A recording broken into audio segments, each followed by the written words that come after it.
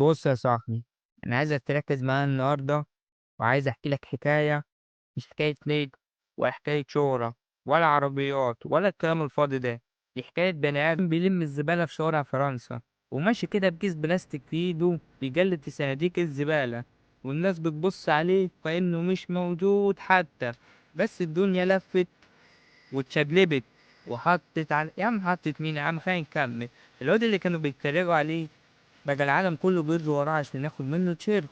عارف مين؟ يا عم واحنا دي بنتكلم عن غيره نقوله كوانت يا عم، الواد الطيب جوي اللي ساكت دايما بس رجله كانت بتتكلم بدل لسانه. تعالى بقى احكي لك من الاول. كانت اتولد 1991 في حتة كده فقيرة على أطراف باريس اسمها راي مالينيزون، اسم صعب ما علينا. المهم إن حي كان كله مهاجرين وأكبر مما تتخيل حتى. أبوه وأمه جايين من مالي، يعني الدنيا كانت سودا من الأول. وأول ما كبر لقى نفسه نازل يشتغل. عارف يشتغل إيه؟ بيلم الزبالة يا صاحبي. والله ما بهزر، بيلم الزبالة حرفيا. بيمشي في الشوارع بدري الصبح لابس لبس قديم، بيقلب في الصناديق على أي حاجة تتباع، علب ألمونيا، بلاستيك، سلوك، أي خردة تتلم وتتباع علشان يساعد أمه تصرف على البيت. البيت اللي كان فيه إخوات وأب مش موجود لأنه مات وهو عنده 11 سنة. تخيل وأنت عندك 11 سنة كنت بتلعب كورة مع أصحابك وهو كان شايل هم البيت بحاله. كان بيسيب نفسه في الشارع ويتفرج على الناس وهي بتلعب ويبص عليهم من بعيد ويسأل نفسه، هل أنا ممكن أبقى زيهم ولا أنا اتولدت عشان أكنس الشارع بس؟ بس عارف الواد كان جواه نار، نار من النوع اللي ساكت بس بتحرق. الواد ده كان نادي صغير محدش يعرفه اسمه سورنيس، اسم كده يبان عليه إنه كبير بس اسم مش موجود على الخريطة حتى. المدربين أول ما شافوه قالوا عليه ده صغير جسمه ضعيف مش هينفع يكمل في الكورة خالص. بس فجأة لقوه بيقطع كورة، بيجري ويرجع ويساند ويجري تاني، ما بيوقفش ما بيتكلمش بس شغال. عارف كده لما تجيب معاك صاحبك الجزار ويلعب معاك ماتش خماسي؟ هو كان الجزار ده. هو كان بيجري في كل حتة كأنه آخر يوم في عمره. ولما كبر شوية راح نادي صغير تاني اسمه بولي رودي في دوري الدرجة الرابعة تقريبا. الموضوع بدأ يكبر والناس بدأت تاخد بالها من الواد الأسمراني اللي بيجري طول الماتش ما بيزهقش. بس تفكر الحكاية كانت سهلة بعد كده؟ تعالى أكمل لك باقي الحكاية. بص يا صاحبي، الواد كونتي بدأ يلفت الأنظار بس محدش كان عايزه. ليه بقى؟ عشان كان قصير. الناس كانت شايفاه أكثر من إنه يكون بيلعب في نص الملعب. نص الملعب يا صاحبي عايز واحد يكون بورج نفس ستايل بول بوجبا كده. بس المدربين اللي فاهمين كانوا شايفين حاجة تاني خالص. لحد ما جه نادي اسمه كين، نادي في الدوري الدرجة التانية الفرنسي، مش مشهور ولا حاجة. بس كان في مدرب قال أنا عايز الواد ده عندي حتى لو بيجري أكتر ما بيتكلم. وفعلا كانت راح نادي كين وبدأ يحط اسمه، وكل ماتش بيقطع كور وكل ماتش بيضغط على تلات والنادي طلع بيه للدوري الفرنسي الممتاز. الناس بدأت تقول مين الواد ده؟ بس لسه العالم لسه ما اكتشفوش. واللي حصل بعد كده كان زي الحلم.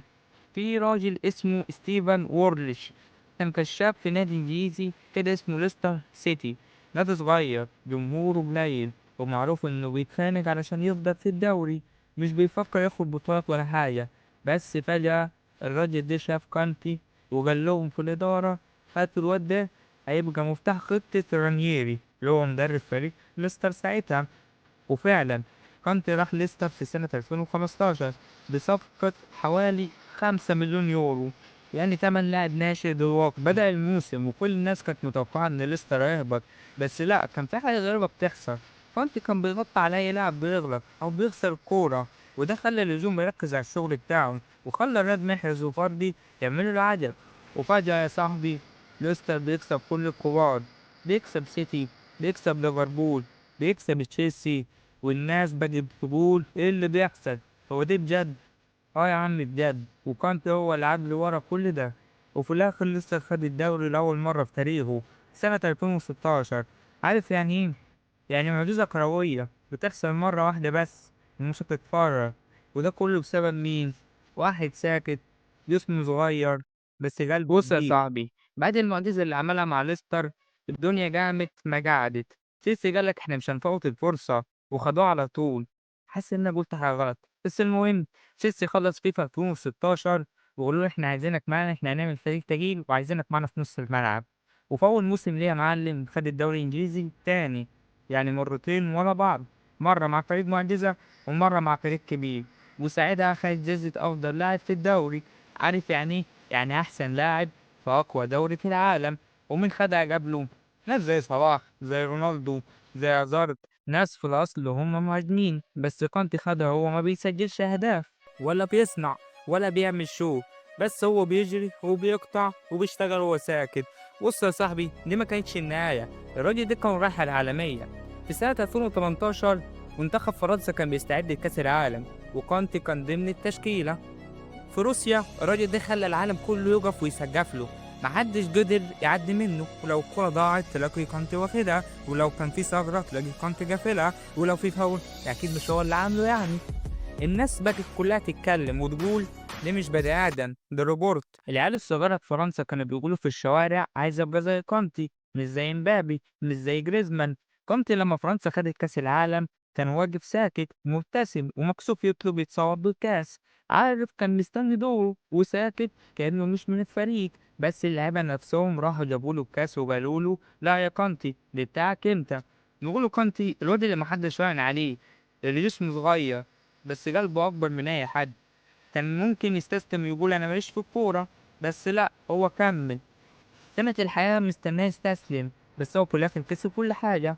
كسب قلوب الناس قبل أي بطولة، سواء رجع فرنسا أو لعب في السعودية أو حتى اختفى من الإعلام. هيفضل دايما مثال إنك ممكن تطلع من تحت الصفر وتبقى نجم، بس من غير ما تبيع نفسك. كنت اللاعب اللي علم العالم إن الطيبة مش ضعف، وإن الرجولة مش صوت عالي، وإنك لو شريت وتعبت بضمير الدنيا لازم تديك حاجة. ولو عجبتك الحكاية دوس لايك واشترك واستنى مني حكايات تانية، كل واحد فيها كان زمان شبهك بس هو كمل. والسلام عليكم ورحمة الله وبركاته.